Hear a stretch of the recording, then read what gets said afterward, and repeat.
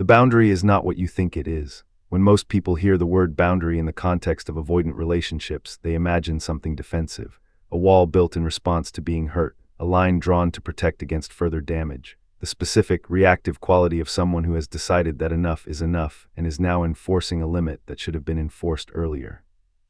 That kind of boundary is real and sometimes necessary, but it is not the boundary being described here. Is not the one that reaches the avoidant in the specific, genuine, changes something real way that this is about. The boundary that matters, the one that produces something genuine in the avoidant rather than simply a strategic response to a strategic move, is not defensive at all. Is not built in response to being hurt, is not a wall or a line or a limit enforced from a position of pain. It is a boundary built from genuine self-knowledge. From the honest, clear-eyed, for your own sake understanding of what you actually are and what you actually require and what you will not compromise, not because compromising would hurt you, but because compromising would require you to be less than what you actually are. That boundary is something the avoidance system has never quite encountered before. And what it does to that system is worth understanding honestly, what this boundary actually is. It is the refusal to make yourself smaller to fit through the space the avoidance walls allow, not stated as a refusal, not performed as a demonstration of self-possession, simply lived. The quiet, daily, not for anyone's consumption reality of someone who knows what they are and brings it completely, into every conversation, into every moment of genuine presence, into the ordinary texture of being with another person, without calculating whether the fullness of it is going to be comfortable for the person receiving it. Most people who love avoidance gradually learn to calibrate, to bring a managed version, to edit the enthusiasm before it arrives, to soften the directness before it lands, to reduce the genuine depth of their presence to something more receivable. This calibration is not conscious. Happens through the accumulated, daily, subtle feedback of an environment that consistently responds to the full version with the specific cooling that signals too much. The boundary that matters is the refusal of this calibration, not as a confrontational stance. As the simple, grounded, this is who I am quality of someone who brings their actual self and does not reduce it based on whether it is comfortable for the person on the receiving end. This is harder than it sounds, because the calibration, once established, runs automatically, has been installed through repetition, and has become the default. Returning to the uncalibrated, full version self requires noticing the calibration every time it runs and choosing differently. Requires the specific, ongoing, requires real attention practice of being genuinely yourself in an environment that has been rewarding your managed version. Why this specific boundary reaches the avoidant. The avoidance alarm system is calibrated to detect dependency. To scan incoming presence for the specific signals of someone who is organized around the avoidant in a way that will produce cost, the needing, the requiring, the specific quality of someone whose emotional state is contingent on the avoidant's consistency. The person who has reduced themselves to fit through the available space is communicating dependency even when they are not aware of communicating it. Is communicating, I have made myself smaller because your comfort with my size matters to me, which is, at its root, the specific signal the alarm was built to detect. Your comfort with me matters enough that I changed myself to produce it. The person who brings their full self, who has not reduced, who has not calibrated, who is simply, genuinely, completely present in the full volume of who they actually are, is communicating something the alarm does not have a prepared response to. Is communicating, this is who I am, and who I am is not organized around what is comfortable for you, which is not indifference. Is the specific, genuine, cannot be performed quality of someone whose selfhood does not require the avoidance approval to be what it is. The alarm scans for dependency and finds none. The cost calculation runs and finds the cost signal reduced. And in the reduced cost, quieter alarm state, the avoidant encounters the full, genuine, uncalibrated person. And is often to their own genuine surprise reached by it, not because the full self was strategically deployed, because the full self is simply there, being itself, without performance or calibration or the specific accommodation that says, more clearly than any words, I have made myself smaller because your comfort matters more to me than my own completeness. What the full self communicates. The full self, brought completely, without reduction, into the space shared with the avoidant, communicates several things simultaneously that the avoidant system receives as genuinely compelling. It communicates that you exist independently of them, that your selfhood is not contingent on their response. That who you are is prior to the relationship and will remain after it in whatever form it takes. that the avoidance comfort with your presence is not the organizing principle of who you bring to the encounter. This is the most fundamental communication the full self makes. And it is the one that most directly addresses the avoidance core fear, the fear of being responsible for another person's emotional functioning, of being the foundation of someone's sense of self, of having another person's stability contingent on the avoidance consistency. The full self being self-sufficient in the genuine sense of having a self that does not depend on the avoidance participation to be whole, removes that specific feared responsibility from the dynamic. It communicates that genuine encounter is possible, that two people can be in the same space, both fully themselves, without one of them having to reduce to make the space work. The avoidant whose experience of intimate relationship has often involved the other person making this specific reduction, and then, eventually, implicitly or explicitly requesting reciprocation for the reduction, encounters something different.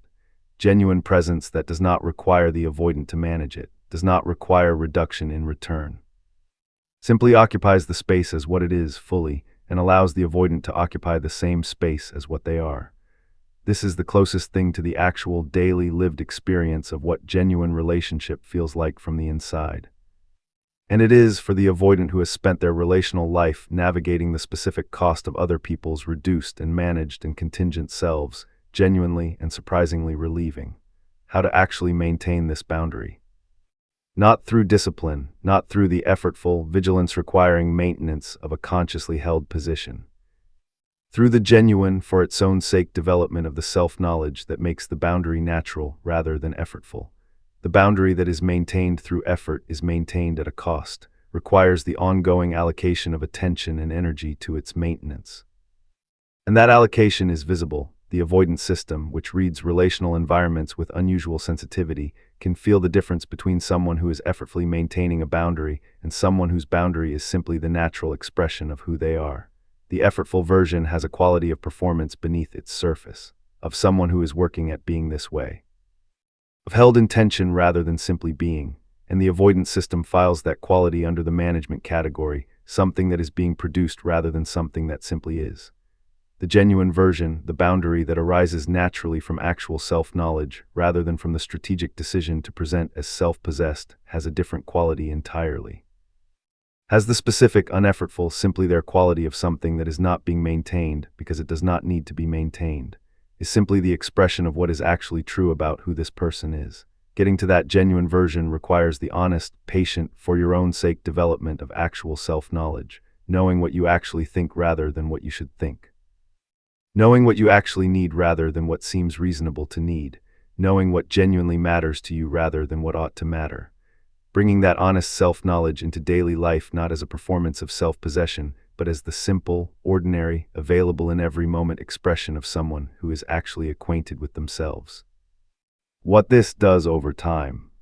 Over time, the consistent presence of the full self, uncalibrated, genuine, not organized around the avoidance comfort, produces something in the avoidance interior that accumulates without announcement.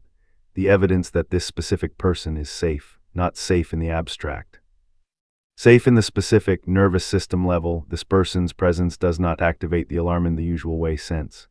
Safe because the full presence of this person, encountered repeatedly, has consistently failed to produce the cost that the alarm was predicting, has consistently arrived without the dependency signal, has consistently occupied the shared space as a complete, self-sufficient, not organized around the avoidant self. This accumulated evidence is the thing that actually changes the alarm's threshold over time. Not arguments, not declarations, not the patient demonstration that the avoidance fear is unfounded.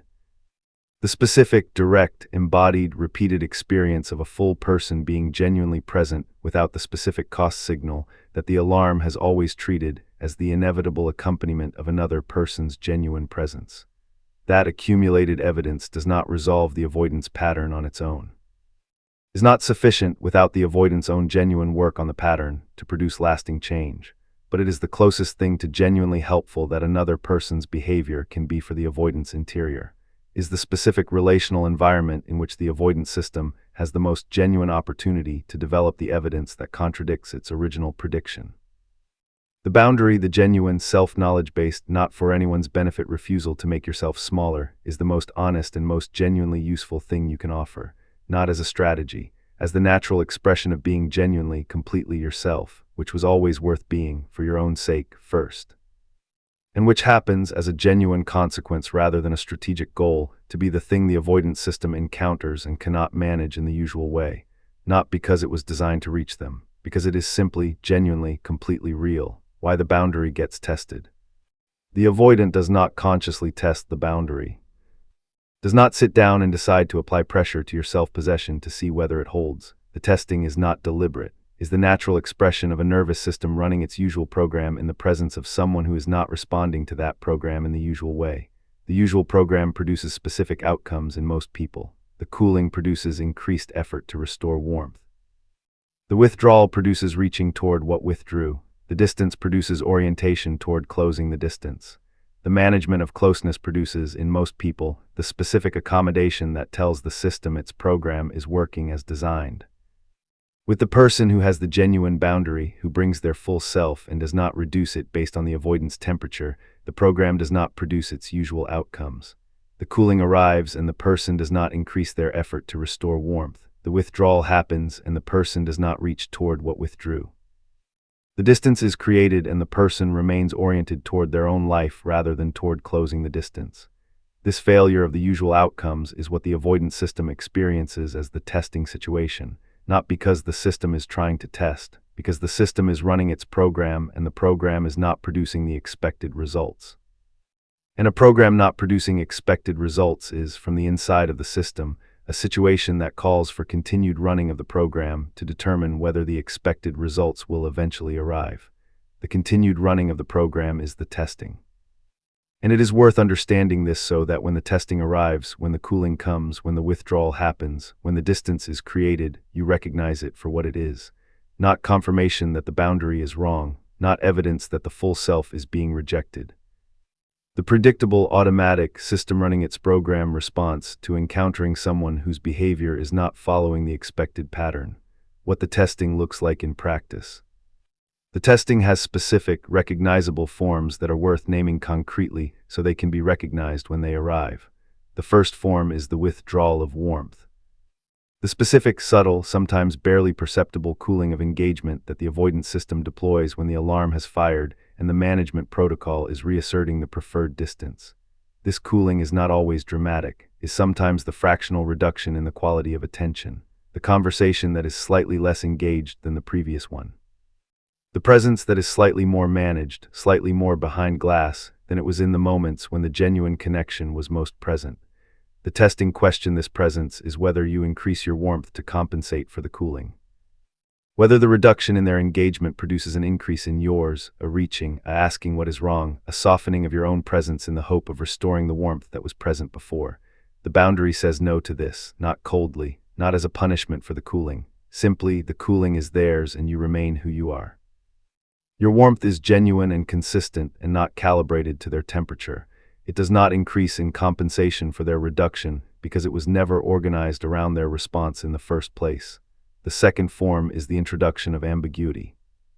The avoidant whose program is not producing expected results sometimes introduces ambiguity into the connection, becomes less clear about where things stand, less explicit about what the connection is or is not, less communicative about what is happening in their interior. This ambiguity creates the specific, anxious-making uncertainty that most people respond to by seeking clarity, by asking questions, by trying to reduce the ambiguity through increased engagement, by orienting more fully toward the avoidant in the attempt to understand what the ambiguity means. The boundary says no to this as well, not by refusing to engage with ambiguity. By not allowing ambiguity to reorganize your life around the attempt to resolve it. The ambiguity is theirs. What is clear is your own position, who you are, what you require, what your life consists of independently of the avoidant's current level of clarity about the connection. That clarity does not waver because their clarity has. The third form is the sudden warmth after distance. The specific, sometimes disorienting return of genuine engagement after a period of managed withdrawal. The avoidant who has been at distance becoming suddenly, warmly, fully present in the unguarded way that happens when the system's alarm has temporarily reduced and the genuine feeling that the distance was managing has found its way to the surface. This form of testing is the most seductive because it is the most genuinely good. The warmth is real, the presence is genuine.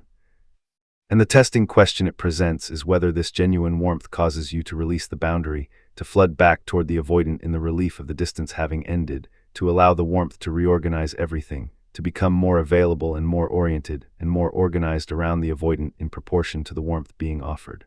The boundary says no to this too. Not to the warmth itself, the warmth is received genuinely and warmly, but the warmth does not cause you to become something other than what you are, does not cause the full self to expand into dependency now that the avoidant is offering the engagement that dependency would reach for. The full self receives the warmth from the same grounded, self-possessed, not organized around the avoidant position it occupies when the distance is being maintained, what holding the boundary produces in them. Each time the boundary holds, each time the testing produces something other than the expected accommodation, the avoidance system receives data that contradicts its model.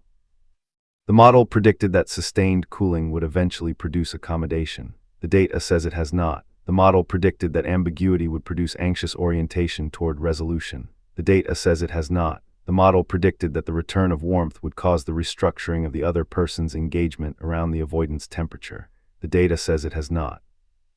This accumulating contradiction between the model's predictions and the actual data is significant, not because a few data points change anything dramatically, but because the accumulation of contradictory data is how models update, how the nervous system's predictions get revised, how the specific precognitive runs-before-thought alarm begins to fire differently in the presence of someone who consistently fails to provide the data that confirms its predictions.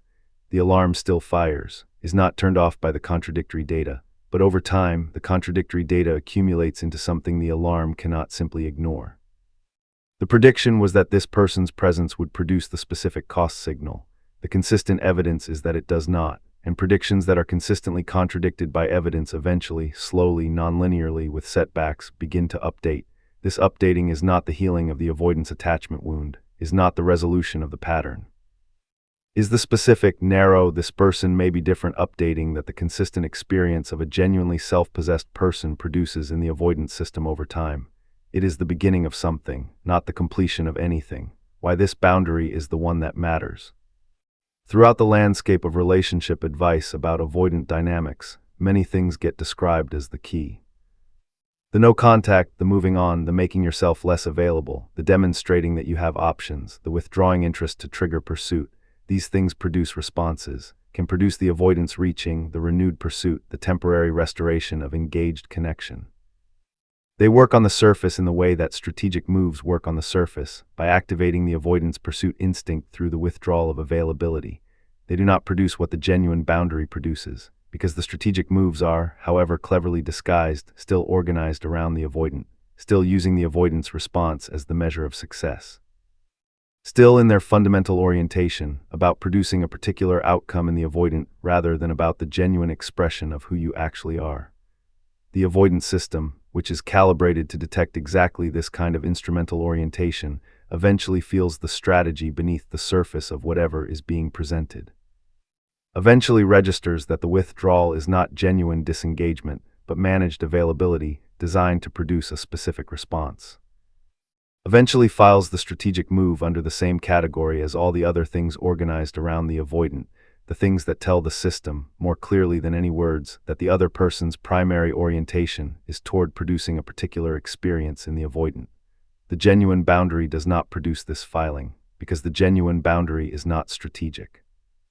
Is not designed to produce a particular outcome in the avoidant, is simply the natural expression of someone who knows themselves and brings that knowing completely to every encounter without calibrating it to what is comfortable for the person receiving it.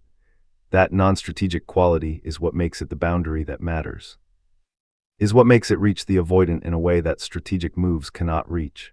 Is what makes it capable of producing the specific, genuine, not a reaction to a move response in the avoidance interior that only something genuine can produce. The relationship between this boundary and self-knowledge. The genuine boundary and genuine self-knowledge are not two different things. Are the same thing expressed differently. The boundary is self-knowledge made behavioral, is what happens when the honest, clear-eyed, genuinely curious relationship with your own interior finds its expression in how you show up in the world. This means that developing the boundary requires developing the self-knowledge. And developing the self-knowledge requires the specific, patient, often uncomfortable practice of honest self-inquiry that most people avoid because comfortable self-narratives are easier to maintain than accurate self-knowledge. Honest self-inquiry asks what you actually think rather than what you should think, what you actually feel rather than what is appropriate to feel, what you actually need rather than what seems reasonable to need, what genuinely matters to you rather than what ought to matter given the person you want to be. Most people have significant interference between themselves and the honest answers to these questions, have the layers of socialization and self-presentation and the specific accommodations that intimate relationships install, have the particular version of themselves that was shaped by what was rewarded and what was punished in the environments they have inhabited. Have in the avoidant dynamic specifically the additional layer of the calibration that the dynamic installed, the adjusted version that learned to be smaller, more receivable, less fully itself in response to the consistent feedback that full expression produced cooling. Getting through those layers to the genuine answers requires time. Requires the specific, unglamorous, nobody's-watching practice of sitting with the questions honestly, of noticing when the answer being offered is the comfortable one rather than the accurate one, of returning to the question with enough honesty and patience to eventually arrive at what is actually true rather than what is easy to believe. This practice is not dramatic, does not produce sudden revelations of true selfhood, produces the slow, accumulating, gradually becomes more natural quality of someone who is increasingly acquainted with their own interior, who knows what they actually think and feel and need with increasing precision, who brings that knowing to their daily life not as a performance but as the simple, ordinary expression of someone who has done the honest work of knowing themselves. That person genuinely self-knowing, genuinely self-expressed, genuinely not organized around anyone else's comfort, is the person the boundary describes, what this boundary does for your own life. Independent of the avoidant. Independent of what it produces in them or whether it produces anything in them at all. The genuine boundary, the refusal to make yourself smaller to fit through the space someone else's walls allow, produces a specific and genuinely better quality of daily life for the person who has it. It produces authenticity in every encounter. The specific, relieving, does not require maintenance quality of someone who is simply being themselves, rather than managing the version of themselves that is appropriate for each context. The freedom of not having to calibrate, of not having to calculate what is receivable before offering it, of simply arriving as what you are and allowing the encounter to be what it is. It produces better relationships across the board, not only with the avoidant, with everyone, because the full self brought completely without calibration makes genuine encounter possible in a way that the managed self cannot. Genuine encounter requires two actual people. The managed self, however sophisticated, is not quite fully present. The full self is. And the relationships that result from full self-presence have a depth and a reality and a genuinely nourishing quality that managed self-relationships cannot produce. It produces self-respect that is not contingent on anyone else's response. The specific, grounded, cannot be taken away quality of someone whose sense of their own worth is located in what they actually are rather than in how their managed presentation is being received. This self-respect is available consistently, not dependent on the avoidance warmth or withdrawal, not fluctuating with the dynamic's temperature, simply present as the natural expression of someone who knows themselves and finds the knowing sufficient. And it produces the specific, genuine freedom of not having to maintain the calibration, the relief of the management burden being lifted. The specific, quiet, daily quality of ease that comes from not having to monitor and edit and reduce before every expression. The freedom of simply being what you are and letting the encounters sort themselves out according to what is actually there, rather than according to what has been carefully managed into place. These are not small things. Are not consolation prizes for whatever the avoidant does or does not do in response to the boundary. Are genuinely significant improvements in the quality of daily existence that the genuine boundary produces regardless of its effects on anyone else. The honest relationship between this boundary and love. The boundary that makes the avoidant fall in love forever is not a relationship strategy. Is not a technique for producing a particular outcome in a particular type of person. Is the natural, daily, consistent expression of someone who loves genuinely, including loving themselves genuinely, who brings the full quality of their caring and their presence and their genuine engagement to their relationships without reducing the full quality of who they are as the price of admission. This kind of love, full, genuine, self-possessed, not organized around the other person's comfort but genuinely caring about the other person, is the rarest thing available in intimate connection. is rarer than intelligence, rarer than physical attraction, rarer than compatibility of interests or values or life circumstances. It is rare because most people, in the specific conditions of genuine intimate relationship, gradually reduce themselves, gradually learn what is comfortable for the person they love and gradually adjust to produce it, gradually install the calibration that the environment's feedback produces, and the reduction is understandable, is motivated by genuine love. Is the attempt to make the love work, to make the connection sustainable, to be the person that the person they love can receive without the alarm firing, but the reduction has a cost, always, the cost of being less than what you are in the service of producing comfort for the person you love. And the cost is paid not just by you, though you pay it daily, in the quiet, accumulated way that being less than you are always costs, but by the relationship itself. Because the relationship that requires one person to be consistently less than they are is a relationship between a full person and a managed version. Is not in the most fundamental sense a genuine relationship between two people.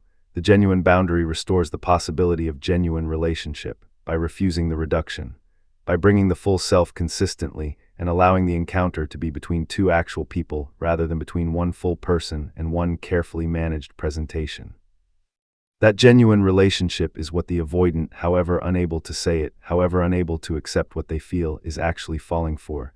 Not the managed version, not the calibrated, receivable, carefully reduced version. The actual person, fully present, complete, bringing themselves entirely without calculating whether the bringing is comfortable. That is the one boundary that makes the avoidant fall in love forever, not because it was designed to produce that result, because it is simply, genuinely, completely real.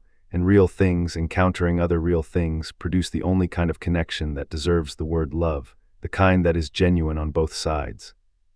The kind that does not require either person to be less than what they are. The kind that is, in the most honest and most important sense, actually worth having. The pull toward accommodation. The pull toward making yourself smaller, toward calibrating the full self into something more receivable, does not disappear simply because you have understood why the calibration costs you something real. Understanding the cost and feeling the pull toward accommodation are not mutually exclusive. They coexist, and coexisting with both, holding the honest understanding of what the calibration costs while also feeling the genuine, understandable pull toward doing it, is the actual daily experience of maintaining the genuine boundary. The pull is not irrational.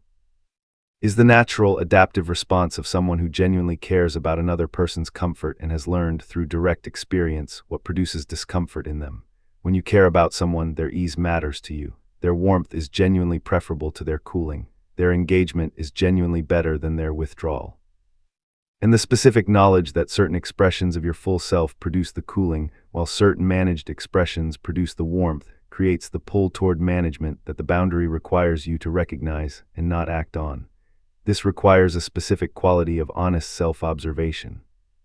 The ability to notice when the calibration is beginning, when the management protocol is running, when the expression is being shaped before it arrives based on what is comfortable for the avoidant rather than what is genuinely true, and to make a different choice in that moment. Not dramatically, not with the quality of someone who is heroically resisting something. Simply noticing and bringing the genuine expression anyway. This practice is unglamorous, does not produce a felt sense of victory each time it is done. Often produces the specific, slight discomfort of uncertainty, not knowing whether the uncalibrated expression will be received warmly or will produce the cooling that the calibration was installed to prevent.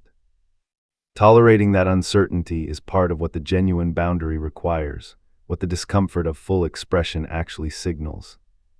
When bringing your full self into the shared space with the avoidant produces discomfort, when the genuine expression lands and the response is cooler than the managed version would have produced, the discomfort can be misread as evidence that the boundary is wrong. That the full self is too much, that the calibration was necessary after all. This misreading is worth examining honestly, because the discomfort produced by genuine expression in an environment that has been rewarding managed expression is not evidence that the genuine expression was wrong.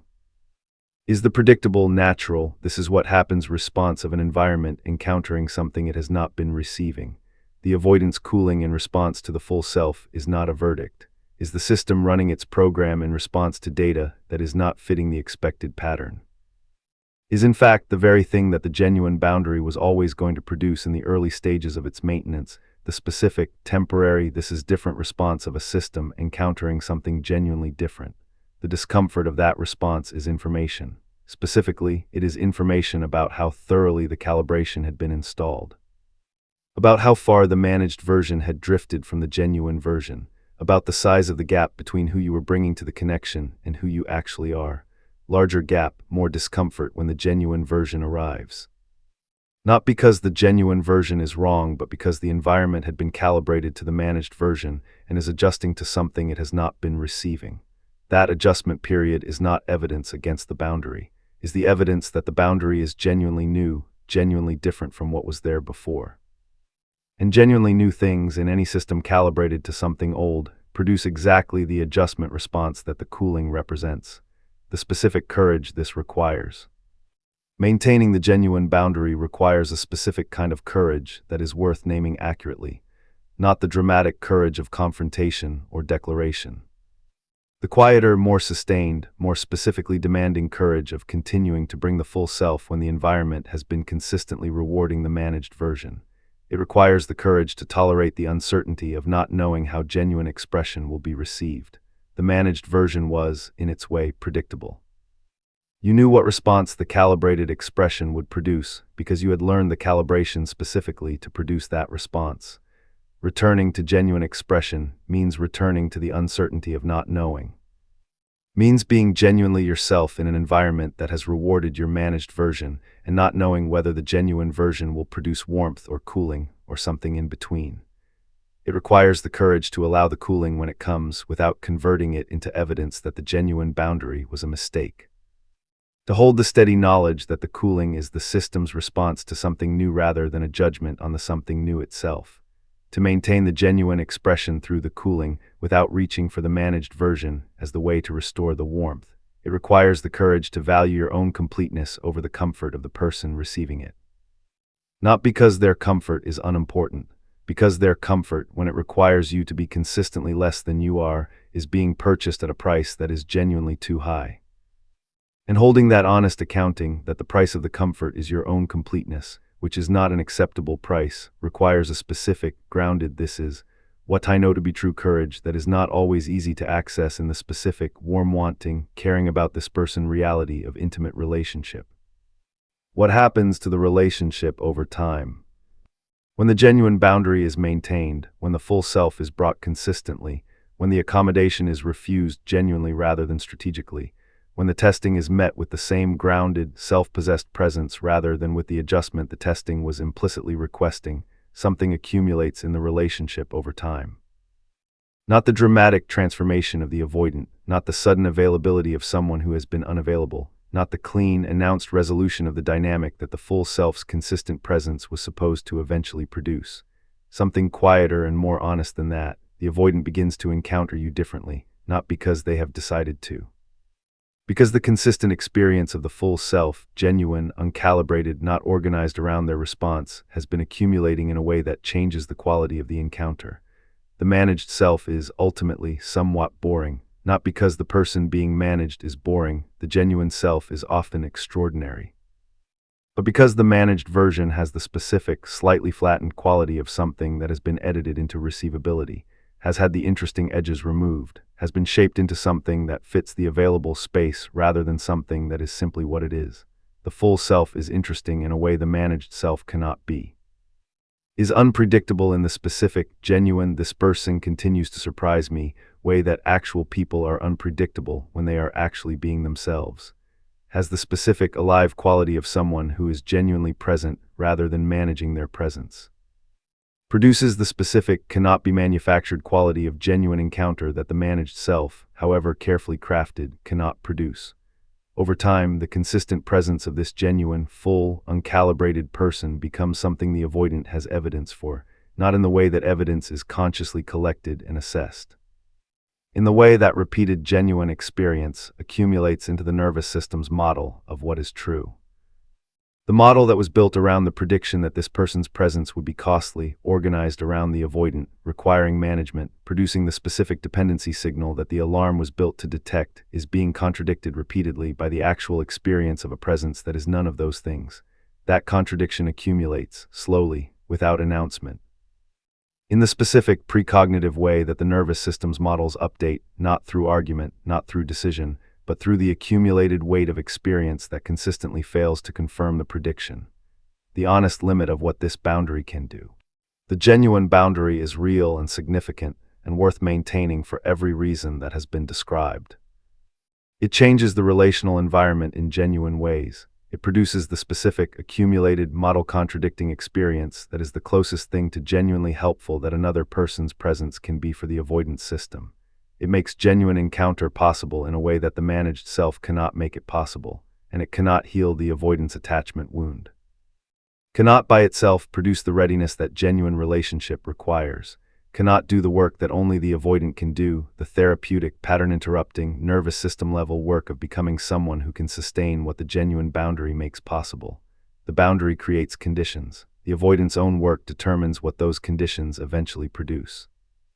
This is the honest limit, and it is worth holding clearly because the alternative, believing that the genuine boundary is sufficient, that its consistent maintenance will eventually produce the avoidance full availability, leads to the specific, costly waiting that this entire body of work has been honestly addressing. The boundary is worth maintaining for your own life, for the quality of your own daily existence, for the specific, genuine, actually yours rewards of being completely yourself in every encounter, rather than a managed version of yourself organized around what is comfortable for someone else. Those rewards are real and are available now, are not contingent on what the avoidant does with the conditions the boundary creates, are simply what genuine self-expression produces in the daily life of someone who has chosen to bring their full self rather than their managed version. The rest, what the avoidant does with the consistent experience of the genuine boundary, is theirs. Yours is the boundary itself, the full self, brought completely, now, and in every available moment after. That is enough. That has always been enough.